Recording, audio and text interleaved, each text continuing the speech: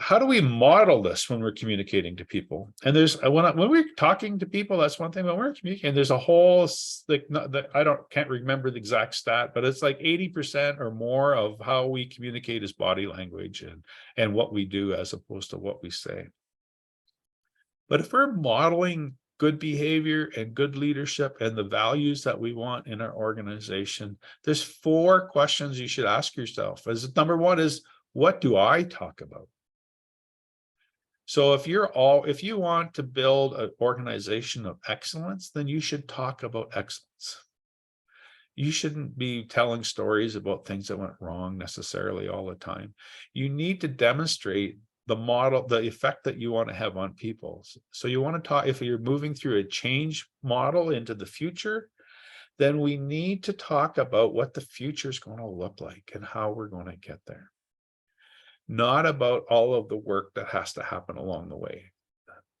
Yes, of course, we have to acknowledge that it's a truth, but we need to talk about the values and demonstrate that in how we talk. If you want to have a tight team, a healthy team, you shouldn't be coming back to the shop or your office after an executive meeting with the broader organization, bitching and complaining about head office. It's not appropriate. So that's what I mean about what do you talk about?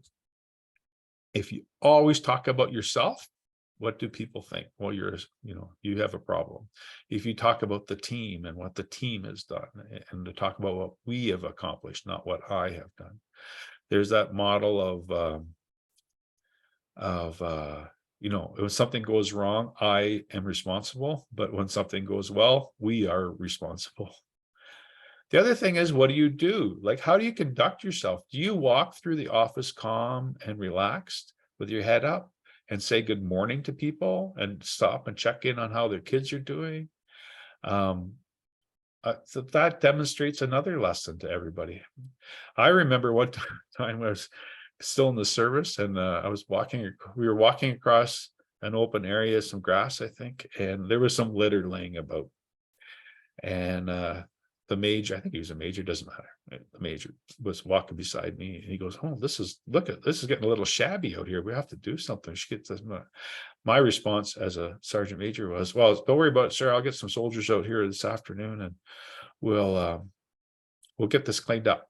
And he said, "Well, it was just as easy for us to pick it up as do all that." And so we started picking up some litter. And the next thing I know, the next morning I was looking out the window from my office, and some other soldiers were starting to pick up litter. They'd seen us do this. We demonstrated what we wanted to do. So I think we often underestimate the impact of our conduct and what we do. Do we roll our eyes? Do we shrug our shoulders?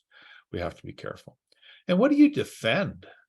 So interesting. What a great question, eh? When you're having a conversation, do you defend to the ends of the earth head office because it's head office, or do you defend somebody who is powerless in the organization that you need to step up for?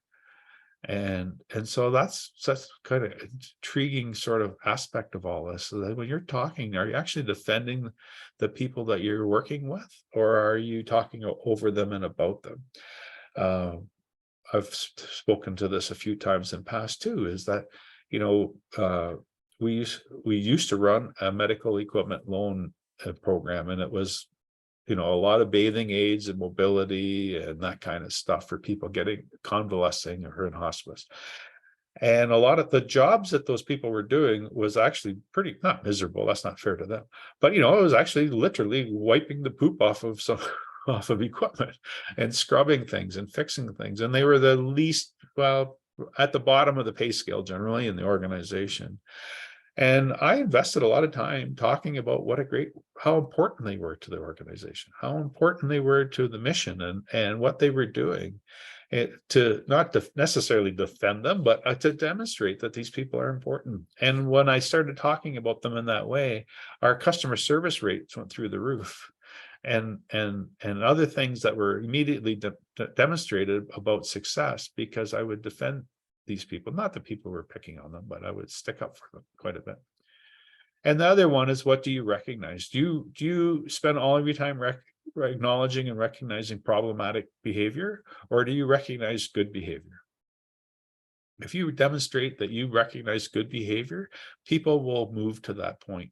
They will start going, oh, look, if I do a good job, I'm going to get a cup of coffee or whatever.